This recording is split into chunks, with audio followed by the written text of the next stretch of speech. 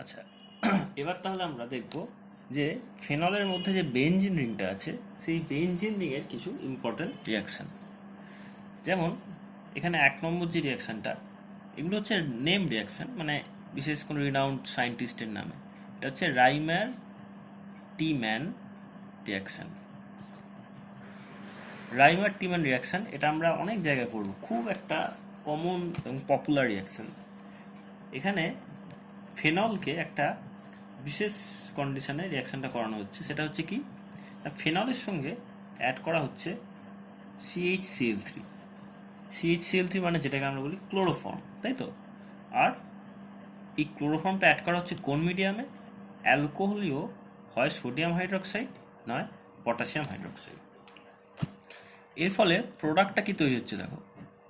Product হচ্ছে, আচ্ছা, এখানে OH এর সঙ্গে যে অর্থ পজিশন, সেই অর্থ পজিশনে একটা CHO অ্যাড হয়ে যাচ্ছে। CHO মানে আমরা জানি অ্যালডিহাইড। তাহলে এটাকে যদি আমরা নাম করি, এটা হচ্ছে অর্থ হাইড্রক্সি বেনজালডিহাইড, তাই তো? এটার আবার একটা নাম আছে, এটা দেখবে অনেক জায়গায় বলা হয় এটাকে স্যালিস্যালডিহাইড, স্যালিস্যালডিহাইড বা অর্থ হাইড্রক্সি বেনজালডিহাইড। এটা হচ্ছে মেজর প্রোডাক্ট। তবে এটা ছাড়াও খুব সামান্য পরিমাণে প্যারাহাইড্রক্সি বেনজালডিহাইড, অর্থাৎ এই প্রোডাক্টটাও কিন্তু মাইনর, অর্থাৎ কিছু অল্প পরিমাণে তৈরি হয়। এটা হচ্ছে মেন প্রোডাক্ট, ঠিক আছে? আচ্ছা, এই যে রিয়াকশানটা, এটা ডিটেলস মেকানিজম খুব জটিল, অত এখন দরকার নেই। তবে জেনে রাখো যেটা তৈরি এটা হয়, এর মেকানিজমটা হচ্ছে কার্বিন ইন্টারমিডিয়েট দিয়ে তৈরি হয়, কার্বিন। এবং কার্বিনটা হচ্ছে CCl2 কার্বিন, অর্থাৎ ডাইক্লোরো, এই কার্বিনটার নাম হচ্ছে ডাইক্লোরো মিথিলিন কার্বিন। কার্বিন নিশ্চয়ই আগেও শুনেছ, যে কার্বিন হচ্ছে সাধারণত এইটাকে কার্বিন বলা হয়, CH2 আর দুটো এরকম ডট, র্যাডিক্যাল, একটা র্যাডিক্যাল, ফ্রি র্যাডিক্যাল। তো সেই ফ্রি র্যাডিক্যালের এখানে CH2 জায়গায় কি হয়েছে, দুটো Cl ঢুকে গেছে, এই জন্য এটার নাম হচ্ছে ডাইক্লোরো মিথিলিন কার্বিন। এটা হচ্ছে মিথিলিন কার্বিন, এটা হচ্ছে ডাইক্লোরো মিথিলিন কার্বিন। এইটা হচ্ছে এখানে জেনারেট করছে। কিভাবে জেনারেট করছে? এখানে যখন আমরা ক্লোরোফর্মের সঙ্গে এই সোডিয়াম হাইড্রোক্সাইডকে অ্যাড করছি, তখন রিয়াকশান মিডিয়ামে এই কার্বিনটা জেনারেট করে। আর তারপর এই কার্বিনটা কিন্তু এই ফেনলের, যেহেতু সোডিয়াম হাইড্রোক্সাইড মিডিয়াম, তাহলে এটা O- হয়ে গেছে, এইচটা বেরিয়ে গিয়ে তার সঙ্গে এই CCl2টা রিয়াকশান করছে, করে এই O- এর সঙ্গে CCl2 রিয়াকশানটা করছে, কিন্তু রিংয়ের মধ্যে দিয়ে, মানে এটা এখানে পড়ে এই মাইনাসটা এইখান দিয়ে কিন্তু রিয়াকশানটা হচ্ছে, ঠিক আছে? যাক, অত ডিটেলস দরকার নেই, এটা কিন্তু এর খুব একটা ভাইটাল রিয়াকশান। আচ্ছা, আর একটা জিনিস মাথায় রাখতে হবে, যদি এই রিয়াকশানটায় যদি আমি ক্লোরোফর্মের জায়গায় যদি আমি CCl4 নিই, CCl4 হচ্ছে কি, কার্বন টেট্রাক্লোরাইড। ধরো রিয়াকশান মিডিয়ামে আমরা যদি CCl4 আর যেরকম NaOH নিচ্ছিলাম, অ্যালকোহলীয় NaOH, তাহলে কি হবে? তাহলে কিন্তু এখানে যেরকম তৈরি হচ্ছিল কি না, স্যালিস্যালডিহাইড, অর্থাৎ অর্থ হাইড্রক্সি বেনজালডিহাইড। এখানে কিন্তু তার জায়গায় একটা অন্য প্রোডাক্ট তৈরি হচ্ছে। এখানে তৈরি হচ্ছে দেখো OH COOH, অর্থাৎ অর্থ হাইড্রক্সি বেনজোইক অ্যাসিড। এটা একটা benzoic acid, carboxylic acid group, তাহলে অর্থ হাইড্রক্সি বেনজোইক অ্যাসিড। এটাকে অনেক সময় বলা হয় স্যালিসাইলিক অ্যাসিড, ঠিক আছে? এইটা হচ্ছে মেন প্রোডাক্ট। আর খানিকটা ওই যেরকম আগের বার হয়েছিল ওই রকম প্যারা হাইড্রক্সি বেনজোইক অ্যাসিড, অর্থাৎ এখানে OH আর এখানে হচ্ছে COH, ঠিক আছে? এটাও কিন্তু একটা তৈরি হচ্ছে খুব সামান্য পরিমাণে, মাইনর। এটা হচ্ছে মেন প্রোডাক্ট। তাহলে এক্ষেত্রে কিন্তু প্রোডাক্টটা পাল্টে যাচ্ছে। তার কারণ কি, এখানে যে কার্বিনটা কিন্তু পাল্টে যাচ্ছে। এখানে এটা CCl2 কার্বিন ছিল, এখানে অন্য কার্বিন তৈরি হচ্ছে, যে কারণে এটা মনে রেখে দেবে, ঠিক আছে? আচ্ছা, এরপর যে রিয়াকশানটা আমরা করব 2 নম্বর, সেটা হচ্ছে কি, হাইড্রোজিনেশন। হাইড্রোজিনেশন অর্থাৎ নাম শুনেই বোঝা যাচ্ছে যে এটা হচ্ছে খুব সহজ রিয়াকশন, যেটা আমরা অনেক জায়গায় এই ধরনের রিয়াকশন পড়েছি। ফিনলের সঙ্গে হাইড্রোজেন গ্যাস অ্যাড করা হচ্ছে। আর হাইড্রোজেন গ্যাস আমরা জানি ডাইরেক্ট তো করা হয় না, কোনো ক্যাটালিস্ট থাকে, সেখানে নিকেল ক্যাটালিস্ট দিচ্ছি আর অ্যারাউন্ড 160 ডিগ্রি টেম্পারেচার।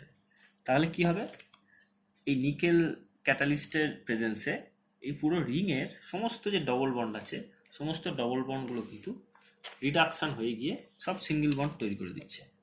অর্থাৎ ফাইনাল প্রোডাক্টটা কীরকম দেখতে হবে, ওএইচটা কিন্তু থেকে যাচ্ছে, ঠিক আছে, ওএইচটা থেকে যাচ্ছে, আর প্রত্যেকটা এই যে রিংটা কিন্তু ভেঙে যাচ্ছে, অর্থাৎ এটা দেখতে এইরকম হয়ে যাচ্ছে, এখানে এইচ, এখানে এইচ, এরকমভাবে প্রত্যেকটা ডবল বন্ড ভেঙে দুটো করে এইচ। আমরা তো জানি যে যখন এইখানে আমরা লিখি এইভাবে, এখানে একটা করে হাইড্রোজেন থাকে সবসময়, তাই তো, প্রত্যেকটাতে একটা করে হাইড্রোজেন থাকে, তার জায়গায় আরেকটা করে হাইড্রোজেন ঢুকে যাচ্ছে, ঠিক আছে। অন্য দেখো 3H2, অর্থাৎ 6 অ্যাটমস অফ হাইড্রোজেন এখানে অ্যাড হয়ে যাচ্ছে, হয়ে তৈরি করছে কি, আচ্ছা, এটার যে নাম হচ্ছে সাইক্লোহেক্সানল, ঠিক আছে। এই যে কম্পাউন্ডটা হেক্সা মানে 6টা মেম্বার, তাই তো, হেক্স 1 2 3 4 5 6, হেক্সানল মানে অ্যালকোহল, সাইক্লোহেক্সানল মানে হচ্ছে সাইক্লিক কম্পাউন্ড যার অ্যালকোহল আছে, একটা ওইচ আছে, আর সেটা একটা 6খানা মেম্বার যুক্ত কার্বন, ঠিক আছে। আচ্ছা, এবার হচ্ছে নেক্সট রিয়াকশন 3 নম্বর। আচ্ছা, 3 নম্বরে আমরা পড়বো হচ্ছে একটা খুব পপুলার রিয়াকশন, হচ্ছে হ্যালোজিনেশন। হ্যালোজিনেশন আমরা সব রকম কম্পাউন্ডারই দেখেছি, এটারও দেখে নিই। তো ফেনলকে হ্যালোজিনেশন করার ক্ষেত্রে কিছু জিনিস মাথায় রাখতে হবে। যেমন ফেনলকে কিন্তু হ্যালোজিনেশন করা খুব ইজি, জাস্ট এটাকে যদি আমরা bromine in presence of water যদি অ্যাড করি, তাহলেই কিন্তু 3খানা হাইড্রোজেন বেরিয়ে গিয়ে 3খানা ব্রোমিন ঢুকে যাবে, এখানে একটা, এখানে একটা, এখানে একটা, অর্থাৎ এরকম ওএইচ থাকছে, আর এখানে একটা এরকম বিআর ঢুকছে, এখানে একটা বিআর ঢুকছে, এখানে একটা বিআর ঢুকছে। এটার নাম কি হতে পারে? অবভিয়াসলি 2 4 আর 6 পজিশনে একটা করে ব্রোমিন ঢুকেছে, তাহলে 2 4 6 ট্রাই ব্রোমো ফেনল, তাই তো, এটা তৈরি হচ্ছে। আর বাই প্রোডাক্ট হিসাবে একটা করে যে এইচ বেরিয়ে গেছে, সেই এইচগুলো 3টে এইচ বিআর তৈরি করে দেবে, 3টে বিআরের সঙ্গে মিলে এটা তৈরি হয়ে যাচ্ছে 2 4 6 ট্রাইব্রোমোফেনল। এটা কিন্তু ব্রোমিন ওয়াটার, ব্রোমিনের প্রেজেন্স অফ ওয়াটার।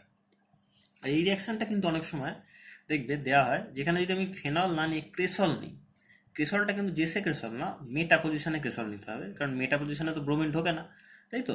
তাহলে এই যে মেটা পজিশনে যদি একটা সিএসসি থাকে, যেটাকে আমরা বলছি মেটা ক্রেসল, তাহলেও কিন্তু এইরকমই প্রোডাক্ট হবে, তাহলে এখানে একটা সিএসসি থেকে যাবে, 3টে ব্রোমিন অ্যাড হয়ে যাবে, ঠিক আছে। আচ্ছা, এখানে যদি আমি ক্লোরিন নিতাম, ক্লোরিন ইন ওয়াটার, তাহলেও কিন্তু একই রিয়াকশান হতো, আবার লিখলাম না, সেম রিয়াকশান, ঠিক আছে। তবে যদি এখানে ওয়াটারটা কিন্তু খুব ভাইটাল, পোলার সলভেন্ট চাই, যদি নন পোলার সলভেন্ট নিতাম, অর্থাৎ যদি এই রিয়াকশানটাই আমি bromine in presence of carbon disulphide অর্থাৎ CH2, অর্থাৎ নন পোলার যদি সলভেন্ট নিই, তাহলে কিন্তু এই যে 3টে যে ব্রোমিন ঢুকে যাচ্ছিল সেটা কিন্তু আর ঢুকবে না, তখন একটা মাত্র ব্রোমিন ঢুকবে, এটা কিন্তু মাথায় রাখতে হবে। অর্থাৎ তখন কি হবে, একটা ব্রোমিন ঢুকলে কোথায় ঢুকবে, একটা হতে পারে যে অর্থে ঢুকতে পারে, আর একটা ঢুকতে পারে প্যারা ঢুকতে পারে, সবসময় মাথায় রাখবে, হয় অর্থে ঢুকবে নয় প্যারা ঢুকবে, ঠিক আছে। অর্থাৎ অর্থব্রোমোফেনল বা প্যারাব্রোমোফেনল, আচ্ছা, দুটোই কিন্তু তৈরি হবে, ঠিক আছে, মোটামুটি কোনোটাই কম বেশি মিলে দুটোই হবে। তাহলে হ্যালোজিনেশন হয়ে গেল। 4 নম্বর হচ্ছে কি, নাইট্রেশন। নাইট্রেশন নিয়েও মাথায় রাখতে হবে, এখানে কিন্তু কন্ডিশনটা খুব ইম্পর্টেন্ট, ভাইটাল, কি কন্ডিশনে নাইট্রেশন করা হচ্ছে। প্রথমে যদি আমি জাস্ট ফেনলের সঙ্গে ডাইলুট নাইট্রিক অ্যাসিড অ্যাড করে দিই, ডাইলুট HNO3, তাহলে কিন্তু কি দেখা যাচ্ছে যে ওই রকম একটা করে NO2 গ্রুপ ঢুকে যাচ্ছে, এবং সেটা ওই অর্থতে ঢুকছে একটা, আর একটা প্যারাতে ঢুকছে, যেরকম আগে ব্রোমোতে ঢুকেছিল এরকম এটাও ঢুকছে, কিন্তু ব্রোমোতে আমরা ওটা ব্রোমিন ওয়াটার দিলে 3টে ঢুকছিল, এখানে কিন্তু ডাইলুট নাইট্রিক অ্যাসিড দিলেও 3টে ঢুকছে না, একটা করে ঢুকছে, অর্থে একটা ঢুকছে, প্যারা একটা ঢুকছে। কিন্তু এই রিয়াকশানটা যদি আমরা কনসেন্ট্রেটেড নাইট্রিক অ্যাসিড দিয়ে করতাম, তাহলে কিন্তু রিয়াকশানটা অন্যরকম হয়ে যেত, তখন ওই ওএইচের সঙ্গে 3টে NO2 গ্রুপ ঢুকে যাচ্ছে 2 4 6 পজিশনে, ঠিক আছে। এবং এই যে কম্পাউন্ডটা, এটার নাম হচ্ছে 2,4,6 ডাইনাইট্রোফেনল, এটার একটা নাম আছে, এটাকে বলা হয় পিক্রিক অ্যাসিড, এটা এক্সপ্লোসিভ হিসেবে ইউজ করা হতো ওয়ার্ল্ড ওয়ারের সময়, পিক্রিক অ্যাসিড, ঠিক আছে। আর এই রিয়াকশানটা কিন্তু প্রোডাক্ট ইল্ড মানে খুব বেশি প্রোডাক্ট পাওয়া যায় না। তো এটাকে অনেক সময় কি করা হয়, ডাইরেক্টলি কনসেন্ট্রেটেড নাইট্রিক অ্যাসিড না অ্যাড করে আমরা এর মধ্যে খানিকটা কনসেন্ট্রেটেড সালফিউরিক অ্যাসিড অ্যাড করে দিতে পারি। তাহলে কি হবে, সালফিউরিক অ্যাসিড আমরা জানি ভেঙে আমরা এরম লিখেছি আগে OH বলে, তাই তো। তার মানে SO3 অর্থাৎ সালফোনিক অ্যাসিড গ্রুপ অ্যাড হয়, সালফিউরিক অ্যাসিড অ্যাড হলো। তাহলে সালফোনিক অ্যাসিড গ্রুপটা সালফোনিক কিন্তু, হ্যাঁ, এটা কোথায় অ্যাড হয়, অর্থে অ্যাড হবে আর প্যারা অ্যাড হতে পারে, যেরকম আগে হয়েছে ওই রকম। তাহলে এখানেও কিন্তু এই দুটো জিনিস তৈরি হবে, অর্থ আর প্যারা, এই দুটোর একটা মিক্সচার তৈরি হবে। এবার এই টোটাল মিক্সচারটাকে যদি আমি এরকম এবার কনসেন্ট্রেটেড নাইট্রিক অ্যাসিড অ্যাড করে দিই, তাহলে কিন্তু পিক্রিক অ্যাসিডটার ইল্ডটা মানে কম্পাউন্ডের পরিমাণটা অনেক বেশি পাওয়া যাবে, ঠিক আছে, যেটা এখানে সরাসরি যদি দিই তাহলে পাওয়া যাবে না। এভাবেও কিন্তু নাইট্রেশনটা করা হতে পারে ইনডাইরেক্টলি, ঠিক আছে। পাঁচ নাম্বার, আচ্ছা 5 নাম্বার সালফোনেশন। সালফোনেশন আমরা এক্ষুনি দেখলাম, তো এখানে একটা জিনিস খালি মাথায় রাখবো যে যদি কনসেন্ট্রেটেড সালফিউরিক অ্যাসিড অ্যাড করি, দুটোই তো পাচ্ছি, অর্থ এবং প্যারা। এবার যদি আমি একটা যে কোনো পেতে চাই তাহলে কি করব, আচ্ছা তাহলে ফেনল নিয়েছি, খালি একটা জিনিস মাথায় রাখবে, সালফিউরিক অ্যাসিড দুটোতেই অ্যাড করেছি কনসেন্ট্রেটেড, ঠিক আছে, কনসেন্ট্রেটেড। যদি আমি টেম্পারেচারটা লেস দ্যান 25 ডিগ্রি রাখি, ঠিক আছে, তখন কি হবে, তখন দেখা যাচ্ছে যে অর্থ প্রোডাক্ট তৈরি হচ্ছে OH অর্থ। আর যদি টেম্পারেচারটা গ্রেটার দ্যান 25 ডিগ্রি, অর্থাৎ এখানে অ্যাকচুয়ালি 160 ডিগ্রি মতো টেম্পারেচার অ্যাড করা হচ্ছে, তাহলে দেখা যাচ্ছে যে রিয়াকশানটা কিন্তু OH এবং প্যারা পজিশনে SO3, অর্থাৎ প্যারা সালফোনিক অ্যাসিড তৈরি হচ্ছে, অর্থোফেনল আর প্যারাফেনল দুটোর মধ্যে।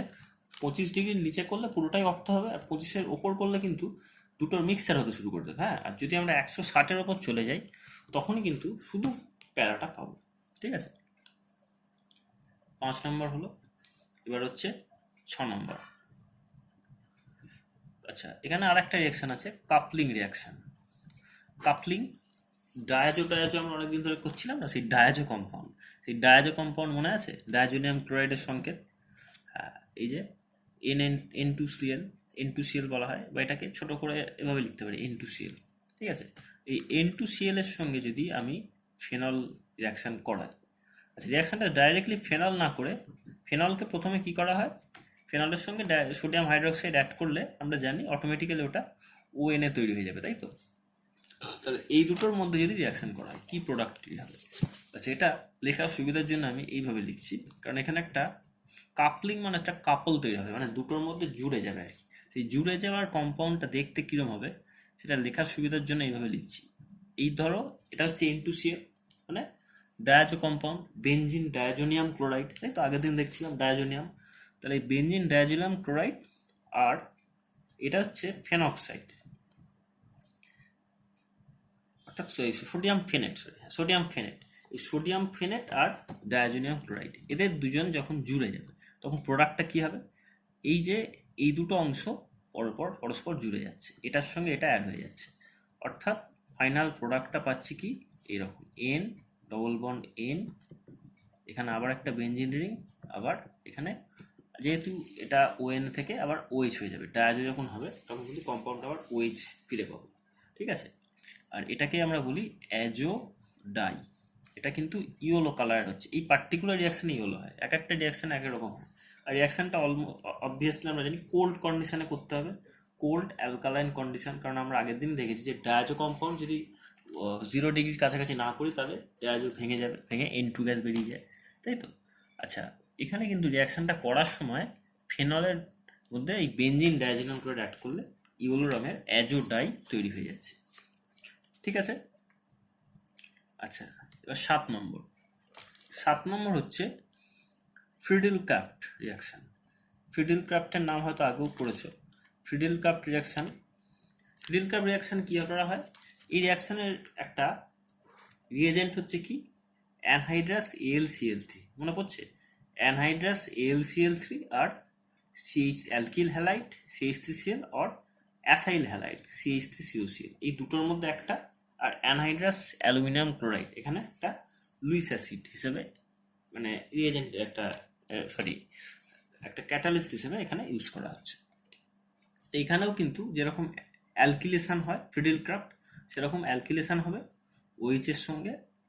যদি আমরা এইটার সঙ্গে অ্যাড করি অ্যানহাইড্রাস AlCl3 CH3Cl, তাহলে কি হবে? আচ্ছা, তাহলে যথারীতি OH এর সঙ্গে কি মনে হচ্ছে CH3 কোথায় ঢুকবে? অবশ্যই অর্থে ঢুকবে আর প্যারাতে ঢুকবে, তাই তো?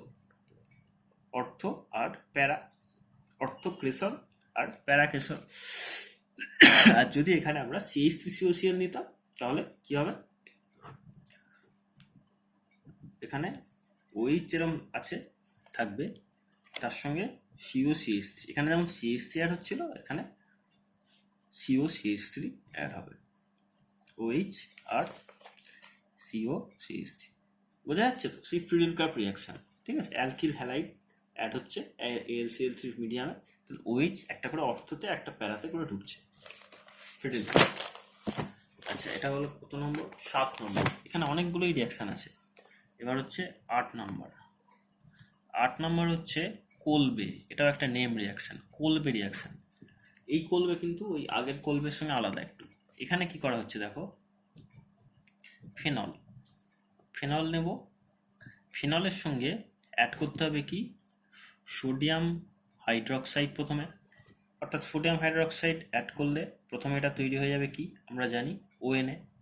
এইবার এর উপর কি হবে উচ্চ চাপ, মানে 125 থেকে 140 ডিগ্রি টেম্পারেচার এবং 6 অ্যাটমসফিয়ার প্রেসার, ঠিক আছে? এই প্রেসারে এর মধ্যে দিয়ে কার্বন ডাইঅক্সাইড গ্যাস চালনা করতে হবে, ঠিক আছে? তাহলে প্রোডাক্টটা কি তৈরি হবে দেখো, এখানে তৈরি হচ্ছে দেখো এই OH আর CONA। তার মানে এটাও কিন্তু একটা সেই স্যালিসাইলিক অ্যাসিড দেখেছিলাম, স্যালিসাইলিক অ্যাসিডের একটা সোডিয়াম সল্ট তৈরি হলো, একটা সোডিয়াম স্যালিসাইলেট তৈরি হচ্ছে। এই সোডিয়াম স্যালিসাইলেটকে যদি আমরা আবার ডাইলুট HCl অ্যাড করি তাহলে আবার সেই স্যালিসাইলিক অ্যাসিড আমরা পেয়ে যাব। তাহলে এটাও কিন্তু একটা স্যালিসাইলিক অ্যাসিডের পাওয়ার উপায়। একটা আমরা দেখেছিলাম CCl4 দিয়ে, এটাও কিন্তু পেতে পারি। খুব ইম্পর্টেন্ট রিয়াকশান।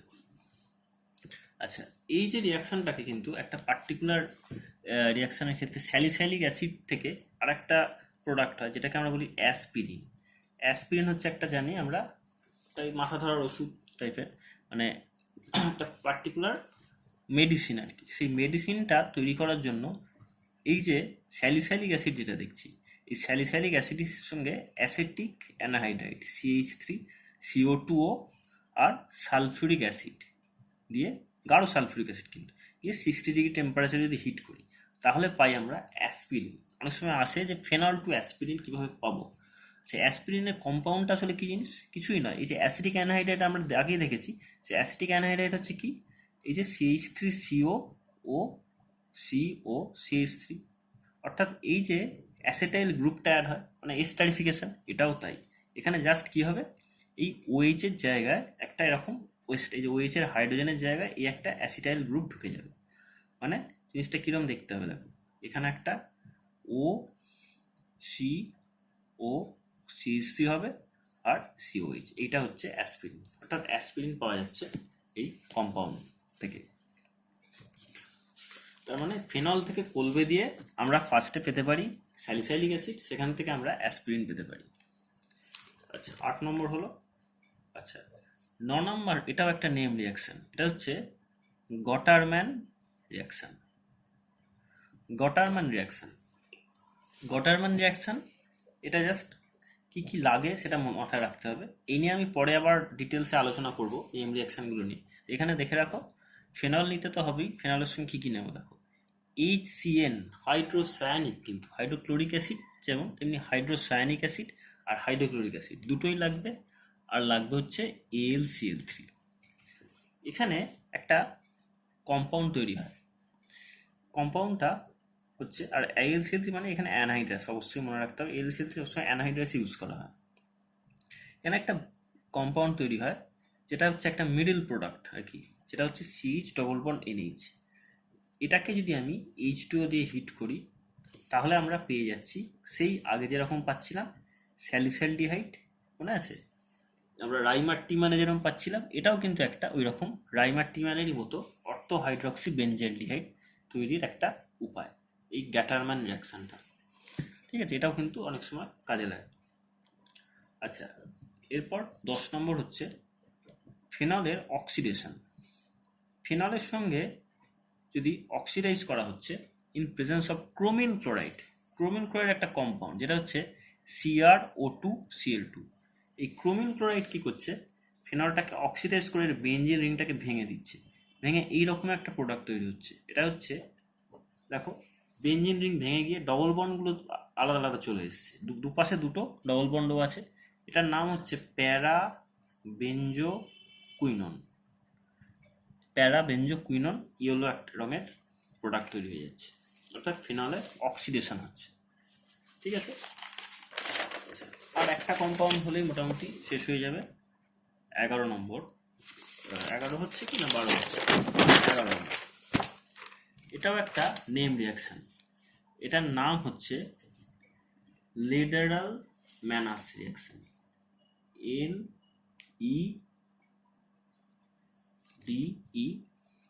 LEDERAR, লেডারাল ম্যানাস।